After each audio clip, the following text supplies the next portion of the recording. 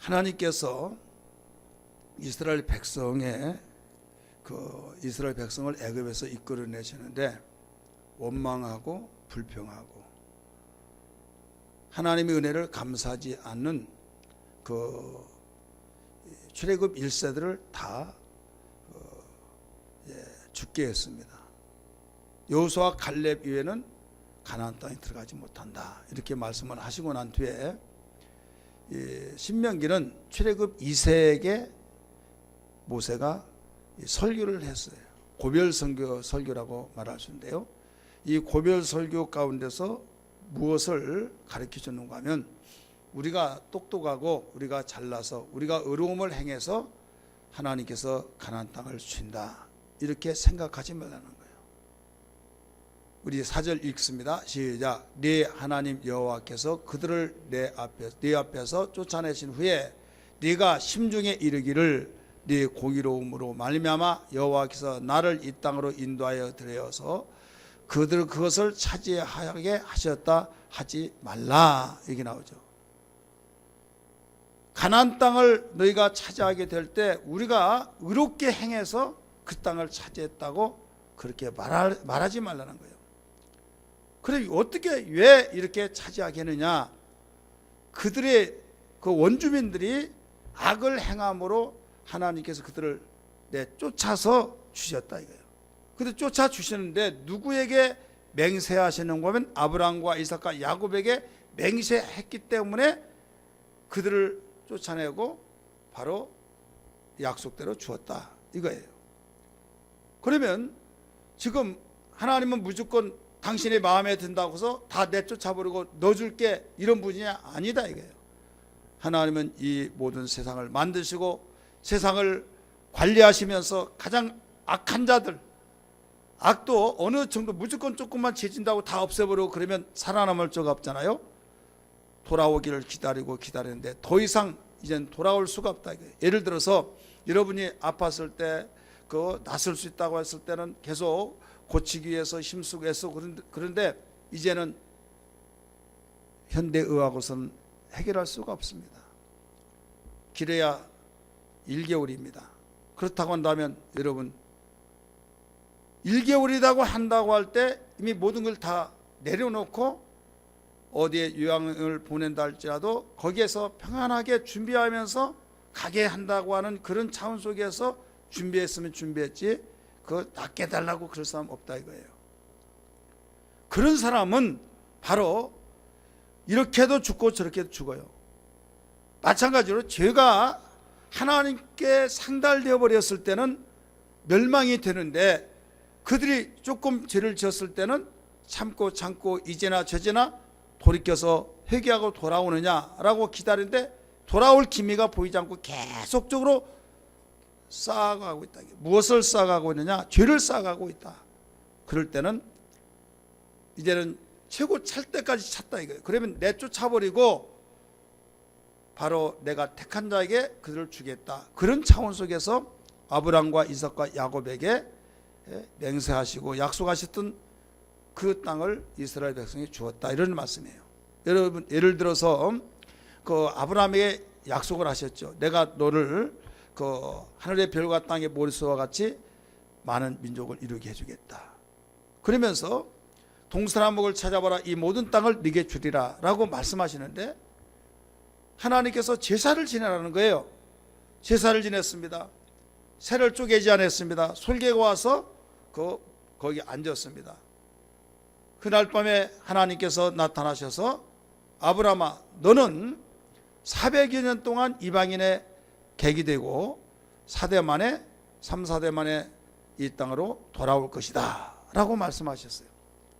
여러분, 귀가 딱지 앉을 정도로 들어서 아시겠지만은 어떤 목사님들은 모든 제사는 제물이 있고 제물은 쪼개서 드리는데 새를 쪼개지 않고 드렸기 때문에 바로 아브라함이 제사 한번 잘못 지내서 자손이 바로 400년 동안 종사를 했다, 이렇게 하면서 제사질 잘 지내라, 오늘날로 말하면 예배 잘 드리라 하니까 정신이 바짝 나서 예배 잘 드려야 된다고 하는 그 시너지 효과는 있지만은 설교를 잘못한 거예요. 성경 제대로 보는 것이 아닙니다.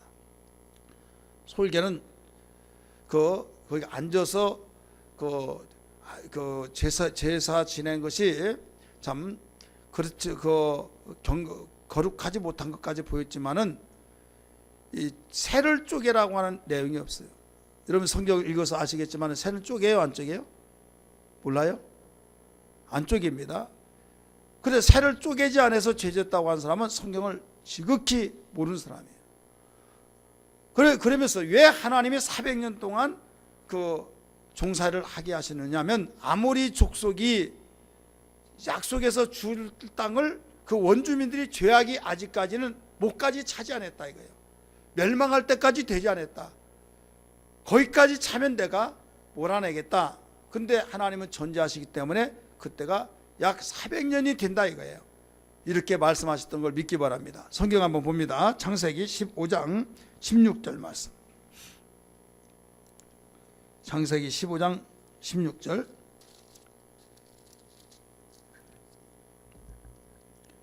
읽습니다. 시작. 네 자손은 사대만에 이 땅으로 돌아오리니 이는 아모리 족속의 죄악이 아직 가득 차지 아니하심이라 하시니라. 믿습니까? 10절 말씀 또 보세요. 10절. 아브라함이 그 모든 것을 가져다가 그 중간은 쪼개고 그 쪼갠 것을 마주 대놓고 그 새는 쪼개지 아니하였으며. 자, 그 새는 쪼개지 아니했다고 그랬죠. 여기는 모세를, 율법은 모세로부터 말미암았어요.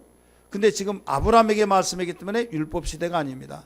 근데 하나님은 전제하시기 때문에 여기에 새는 그 쪼개지 말라라고 성경은 가르쳐 놓고 있는데, 우리 레위기 5장 8절 보세요. 레위기 5장 8절. 레위기 5장 8절 읽습니다. 시작. 제사장에게로 가져갈 것이요 제사장들은 그 속죄 제물을 먼저 드리되 그 머리를 목에서 비틀어 꼬고 몸은 아주 쪼개지 말며. 이렇게 나오죠. 따라서 봅시다. 몸은 아주 쪼개지 말며. 이게 뭐냐면 이 비둘기를 쪼개지 말라는 거예요. 그 7절에서부터 연결시켜서 보면, 따라서 합시다. 새는 쪼개지 않는 것이다. 그런데 새를 쪼개지 않아서 저주받아 가지고 예배자 제사 잘못 드려서 400년 동안 종사를 했다. 이것은 억지예요, 억지. 자기 생각으로 그냥 해석한 거죠. 이건 죄가 아직까지 원주민들이 목까지 차지 않아서 그렇다고 이유를 16절에서 창세기 15장 16절에 가르쳐주고 있잖아요. 자, 오늘 본문하고 어떤 관련이 있느냐. 이스라엘 백성들이 자기가 공의롭게 의롭게 행해서 가나안 땅을 하나님 우리에게 주셨다, 이렇게 생각하지 말라 이거예요.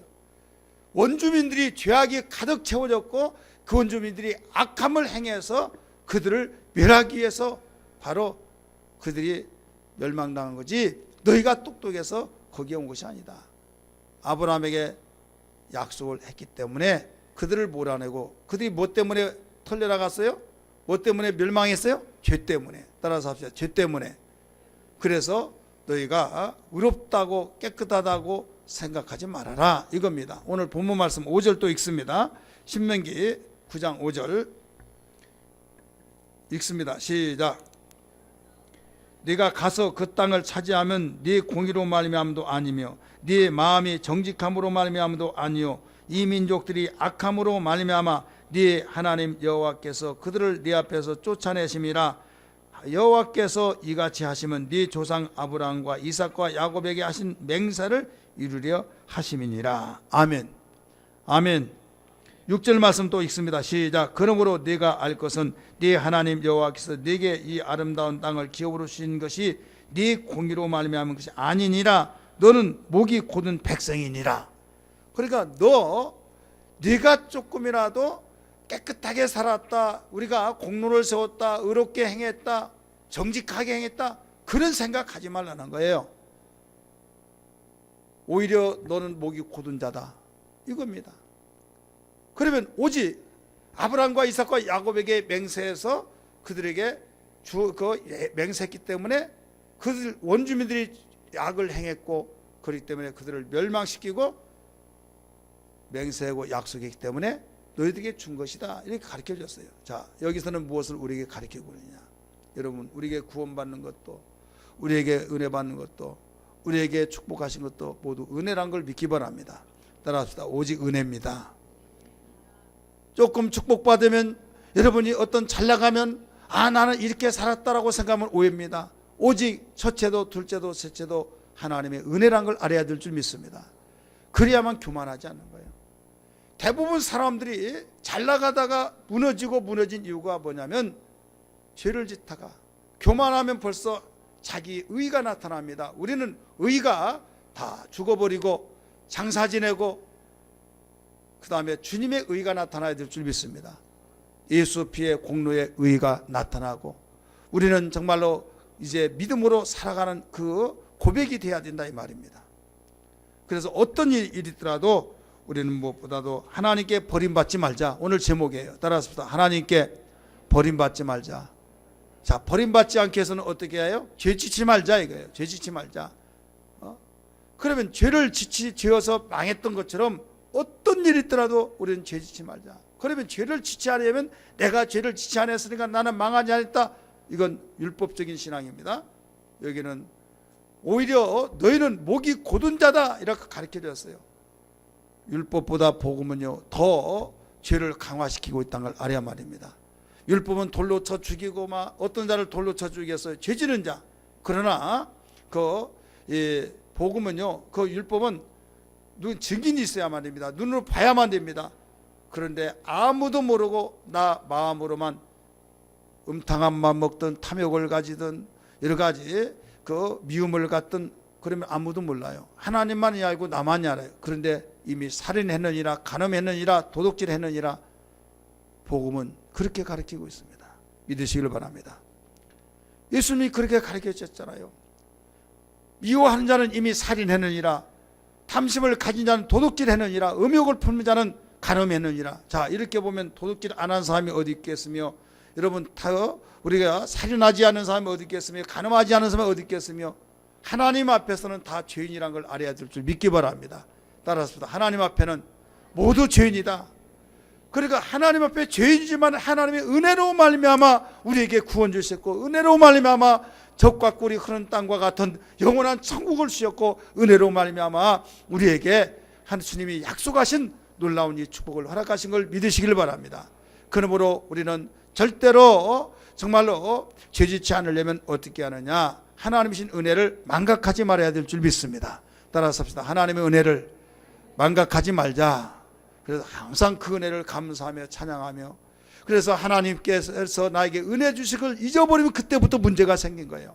두 번째는 우리는 절대로 하나님 가까이 해야 될 줄 믿습니다. 따라서 합시다. 하나님 가까이 해야 된다. 하나님 가까이 해야만 우리는 죄를 짓지 않고 우리가 정말 그 은혜를 감사히 여기면서 사는데, 하나님 가까이 한 것은 세 가지로 여러분 등식이 있어요. 하나는 기도입니다. 따라서 기도. 두 번째는 말씀이에요. 세 번째는 순종이에요. 그러면 기도는 벌써 하나님 그 대화죠. 말씀은 벌써 그분과 만나서 그 이야기를 많이 하죠. 그 말씀을 듣고 순종하죠. 그 다음에 순종 자체가 사랑이라는 증명이라는 걸 믿기 바랍니다. 요한복음 14장 15절의 말씀 보니까 나를 사랑한 자는 내 계명을 지키느니라. 할렐루야. 그래서 이 기도와 말씀과 순종이 하나가 되어서 우리는 죄를 짓지 않게 된 걸 믿기 바랍니다. 사랑하는 사람이 어떻게 죄를 짓습니까? 사랑하는 사람이 어떻게 다른 사람을 사랑한다고 말할 수 있어요? 사랑은 하나밖에 없어요. 이 사람을 사랑하면 이 사랑했던 사람이 등한 시대입니다. 하나님이 사랑한 사람이 세상을 사랑하면 벌써 나눠지면서 결국 한쪽으로 기울어지면서 세상을 사랑하다가 그걸로 끝이 나는 겁니다. 하나님께서 말씀하시기를 마음과 성품과 뜻을 다하여 주 너희 하나님을 사랑하라고 말씀하셨듯이 우리는 오직 죄짓지 않아야 할 때 하나님을 뜨겁게 사랑할 수 있다는 걸 믿기 바랍니다. 마지막으로 성령으로 충만해야 될 줄 믿습니다. 오직 성령의 충만을 받으라. 술 취하지 말라. 이는 방탕한 것이니. 그래서 우리는 죄짓지 않기 위해서는 성령 충만 받으라고 결론을 내린 겁니다. 성경의 결론이잖아요.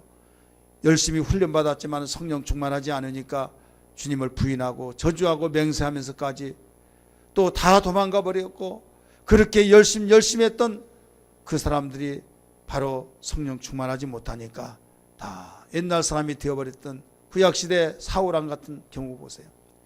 아무리 다윗에게 약속했다 할지라도 죄를 지니까 그가 죄 짓고 난 뒤 인구조사했잖아요. 인구조사하는 죄를 지니까 거기에 3일 동안 엄청난 백성이 다 죽어버린 거예요. 그가 죄를 지었을 때 바로 그는 바세바, 우리아의 바세바를 취했을 때, 간음했을 때 그는 회개함으로써 용서받았다고 하는데요. 분명히 형사건은 용서를 받지만은 민사는 용서를 받을 수가 없어요. 그래서 그 아이가 죽게 되고 뭐라고 했습니까? 너는 은밀하게 남의 부인을 빼앗았지만은 너는 백주에 네 부인이 동침을 당하리라. 많은 사람이 보는 가운데 동침을 받으리라 라고 가르쳐 줬잖아요. 그리고 용서를 받았으면 그런 일이 없어야 하는데 왜 그렇습니까? 이것은 형사건과 민사건을 구분하면 이해가 될 것입니다. 많은 사람이 회개해버려, 회개하면 다 괜찮아, 다 용서 안 받아. 여러분, 형사건을 용서받는다니까요. 그런데 민사건은 반드시 갚으리라 라고 가르쳐 줬어요. 삭개오가 내가 누구 것을 토색하면 3, 4배로 갚겠나이다 라고 한 것을 믿으시면 아멘 하시길 바랍니다. 오늘 우리는 죄악을 이기고 승리하는 삶이 되어야 될 줄 믿습니다. 하나님께 버림받지 않기를 원하시면 아멘 하시길 바랍니다. 그러려면 죄를 이겨야만 됩니다. 오직 죄 이기에서 은혜로 살고 하나님을 가까이 하며 성령으로 충만할 때 승리의 삶이 되어진 걸 믿으시길 바랍니다.